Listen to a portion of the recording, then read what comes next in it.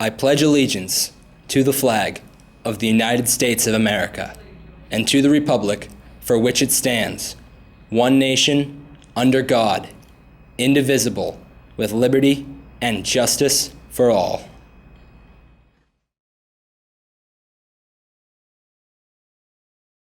I'm Ethan Albert, and this is Perfectly Balanced.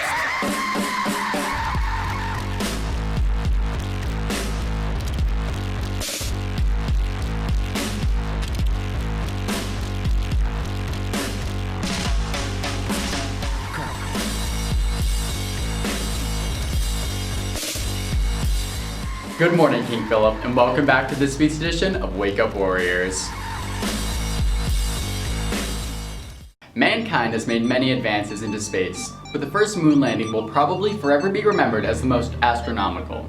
Since then, there have been multiple successful voyages to space, and much has been learned, but unfortunately, space isn't cheap. Is space something we should really be pursuing, or should we just stick to our own planet? Here's Ethan Albert with more. Recent news from the head of NASA and the president suggests that America may be planning once again to visit the moon. In the midst of the Israeli craft Bereshit's mission to the moon, interest by other nations and companies, and the recent promise to visit Mars, it appears that the world is once again turning its attention towards the stars. With this goal, however, there comes a great amount of controversy. Many people suggest that we should take care of more relevant problems here on Earth first before turning towards space. However, others argue that visiting space is necessary in case of a catastrophic event here on Earth and to secure humanity's place in the future. We interviewed some students here at KP to get their take on this controversy. I think it's absolutely a worthwhile investment. I mean, ignoring the amount of prestige it would give the United States to return to the moon once again, we'd also reap the benefits of much of the science and innovations that we'd sow through experimentation on the moon and through recreation of the rockets that got us there. I think it's a very good idea, both in spirit and in practice. Well, I don't think that's worth it, because I feel like there's other priorities that we should be, setting money to. Like, I think the moon is just there. I mean, what else is there on the moon? Are we gonna see aliens or something? Because I mean, it's kind of useless. No. I think the moon's fake. Government invented it in the Cold War. No, I don't think so, because we've already been, and we should be spending money on other important things. I think it's actually a really great idea, because there's lots of parts of the moon that we don't know about. So it's a human tendency to explore new frontiers, and I feel like now that we've explored most of Earth, we should extend that to outer space and the moon. Oh, I absolutely think that it is a great idea. We should absolutely be furthering the reaches of humanity in the ever-growing cosmos, and the moon is a perfect place to do that from, because it's got 1/6 the gravity of the Earth, which means we can launch cheaper missions off the moon. It can be a whole base of operations. We should figure out all of the stuff that we could have possibly missed, and it is definitely worth the trip. I got the horses in the bag. I think it should, just in case of a possible we have to resort to another planet or something. I feel like it's cool to explore space and know all about that different kind of stuff. If Little Shop of Horrors left you wanting more of the KP Drama and Gaps program, wait no longer. Our drama program has worked tirelessly to put together their spring show, Alice in Wonderland, and are excited to take you down the rabbit hole. Why, you might as well just say that I see what I eat is the same thing as I eat what I see. Who is this? What's your name, child? The Queen of Hearts. She made some tarts, all on a summer's day. Hi, I'm Kieran. I'm playing Alice in this year's production of Alice in Wonderland. It's about Alice's adventures after falling down the rabbit hole, after following the White Rabbit, and her attempt to get home. Hey, I'm Roxy Hepburn, and I'm playing the White Rabbit. Hi, I'm JB Fornash. I play the King of Hearts in Alice in Wonderland. My name is Sammy Rio, and I'm playing the Queen of Hearts. I'm Jack Tobachuk, and I'm playing the Cheshire Cat, Mock Turtle, and Two of Spades. I'm Sarah Seberg. I play Mouse, Dormouse, and Duchess. Duchess is part of the Queen's royal court, and then Dormouse is kind of in the Mad Hatter's gang. How's it going? My name's Hunter Cohen, and I'm playing the Mad Hatter. He's characterized a lot by his eccentricities, a lot of exaggerated mannerisms, very high strung, but that's generally the gist of what's going on. People should see this play because, well, the story of Alice in Wonderland is kind of a timeless story. It pokes fun at a lot of different elements of our society, and that's not really limited to the time frame in which it was made. So again, timeless message. We put a lot of effort into it. We're having a fun time. Sure you will as well. I feel like as soon as you walk into the auditorium, you're going to be immersed in the world of Wonderland. There's going to be, like, the whole set is going to be so fun. All the characters are so different and unique. Like, it's really just a super exciting show full of, like, just totally unique elements. And it's not the Alice in Wonderland that you might be familiar with. It's actually a different version of Alice in Wonderland, but it's a good time. It's our own like little thing. The show dates are May 3rd, Friday at 7 p.m., May 4th, Saturday at 7 p.m. as well. Okay, so the prices are $8 for adults and $6 for seniors and children. It's a really fun show. It's hilarious. You should come and see it. A memory is a gift that can last a lifetime, so what better gift could you give to a child in a third world country?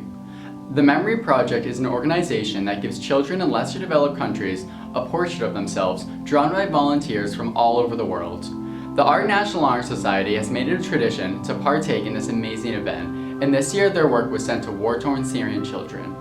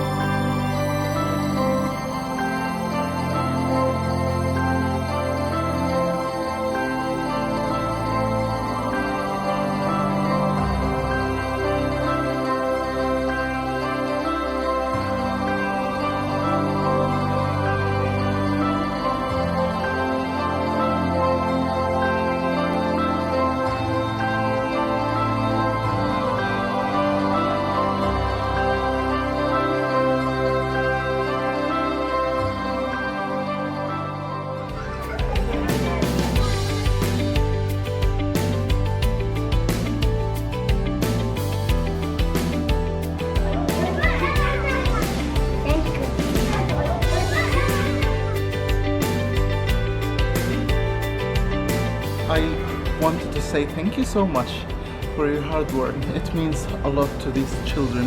What you guys are doing is beyond amazing. I've seen children today that picked up the interest in art just after they've seen their own faces drawn on these pages. They don't have to speak English, you don't have to speak Arabic. They can understand that you care.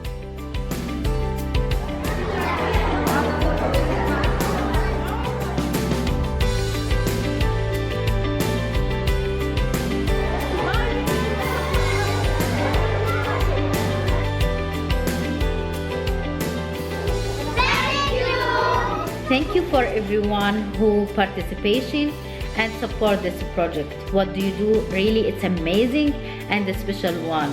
In this project, you show my student in a school there are some people in another side. They love them, like them, and care about them, and that will change the future. It seems that every time we turn on the news, another horrific event has struck, and this week was no exception. Just a week after the Easter bombings in Sri Lanka, another hate crime has struck in California, this time targeting the Jewish. Here is KPTV's Mia Valencia with her report. Not many days go by without hearing about yet another act of violence. One of the most recent shootings happened at the University of North Carolina on Tuesday that left 2 dead and 4 injured. That motive is still unclear, but the shooting that happened almost 3,000 miles away and 4 days earlier had a clear motive. On Saturday, April 27th, San Diego's Jewish residents gathered in Chabad of Poway to pray and celebrate the last day of Passover. But then, disaster struck. As Rabbi Israel Goldstein prepared for his sermon, the first gunshots went off. Goldstein turned to see a member of the synagogue, Lori Gilbert Kay, fall to the floor. Goldstein recalls that he looked the gunman, 19-year-old John T. Ernest, in the eyes when he shot again. This time, the bullets hit the rabbi in the hands, causing him to lose an index finger. Courageous people came to the rescue of the victims on that horrible day. 51-year-old Oscar Stewart rushed at the shooter and chased him out of the synagogue to a parked car outside and caught up to him as he drove away. Others, like Shimon Abipol, protected children from the flying shrapnel and bullets overhead. Others were injured by shrapnel, but Kay was the only fatality. Witnesses recall watching Kay's husband, who was a doctor, trying to resuscitate her before he fainted. John T. Ernest has been arrested, and the church that he belongs to has released a statement about Saturday's tragedy. They say, "We completely deplore what he did. It is not a part of our beliefs, our practices, our teachings in any way. Our hearts, our prayers, our tears go out to the victims. To all those wonderful neighbors at the synagogue, we pray for them." Ernest did not have the same reaction to his crime, as he was shown sitting stone-faced in court on Tuesday. It has become apparent that Ernest's radical beliefs in white supremacy and anti-Semitism have developed over the past couple of years, which came to a shock to his close family. Ernest's family has released a statement that read, "How our son was attracted to such darkness is a terrifying mystery to us, though we are confident that law enforcement will uncover many details of the path that he took to this evil and despicable act." A GoFundMe page has been started to raise money for victims' injuries, reparation of the synagogue, and any other funds needed to help the members of this synagogue rise above the terror. In his statement, Rabbi Goldstein has said, "Lori took the bullet for all of us. She died to protect all of us. We need to fill up these rooms. We need to show them that terrorism and evil will never prevail." Other communities and people all around the country have reached out helping hands to the victims and the community to offer support in any way they can. The support and courage of everyone has proven that, as Rabbi Goldstein said, a little bit of light pushes away a lot of darkness. The Drum and Gabs crew aren't the only ones with big events underway. In remembrance of Maura Howard, a former King Philip student who was struck and killed by a drunk driver, the King Philip SAD chapter is organizing Miles for Maura, a 5K walk or run that will take place on May 19th, with registration beginning at 9 in the morning. All participants will receive a free t-shirt, food, and water, and the top runners will receive additional prizes. Please come out and help remember Maura, and you can pre-register at www.active.com. That's all for this week's edition of Wake Up Warriors. Study up for those AP exams and get your Mother's Day shopping done, and I'll see you back here next week. Every day I'm shuffling.